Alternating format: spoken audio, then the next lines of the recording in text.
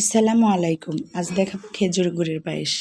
আমরা অনেকেই খেজুর গুড়ের পায়েস রান্না করি, আবার অনেকেই আমাকে বলেছেন যে দুধ ফেটে যায়। আমার রেসিপিটি দেখে যদি পারফেক্টভাবে রান্না করেন তাহলে দুধ তো ফাটবেই না, আর পায়েসটিও হয়ে উঠবে অসাধারণ।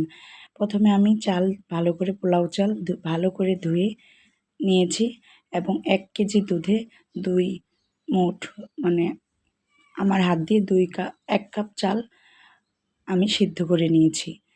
এবং লবণটা যার যার ইচ্ছা মতো ব্যবহার করবেন, অনেকেই মিষ্টিতে লবণ ব্যবহার করেন না। তারপরে দিয়ে দিচ্ছি গুঁড়া দুধ আর চিনি, আমি একসাথে মিশিয়ে নেব। এটা অনেকেই জানেন না, গুঁড়া দুধ আর চিনি একসাথে মিশিয়ে ঠান্ডা পানিতে গুললেও সেটা জমাট বাঁধবে না এবং খুব সুন্দরভাবে মিশে যাবে। তারপরে দেখেন আমি নেড়েচেড়ে মিশিয়ে নিচ্ছি। মিশানো হয়ে গেলে আমি আমার সিদ্ধ করে রাখা চালের সাথে মিশিয়ে নিব।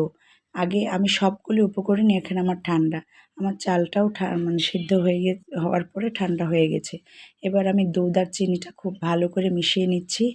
আর এখানে আমি কোনো এক্সট্রা পানি ব্যবহার করব না, কারণ চিনির পানি উঠবে। তারপরে দিয়ে দিচ্ছি আমার আগে থেকেই খেজুরের গুড় জাল দিয়ে ঠান্ডা করে নিয়েছি, সেই গুড়টা মিশিয়ে নিচ্ছি। কারণ এখন তো আর খেজুরের রস সবসময় পাওয়া যায় না, কিন্তু গুড়টা হাতের কাছেই পাওয়া যায়।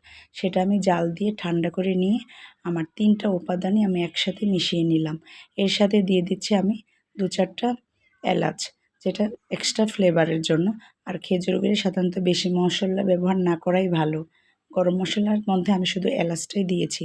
এবার ঘন ঘন নাড়তে থাকবো যাতে চুলায় না লেগে যায়। আর নাড়তে নাড়তে আপনি নিজেই বুঝতে পারবেন, যখন দেখবেন দুধ চিনি গলে এবং দুধটা ঘন হয়ে আসছে, তখনই বুঝতে পারবেন যে আপনার পায়েস হয়ে গেছে।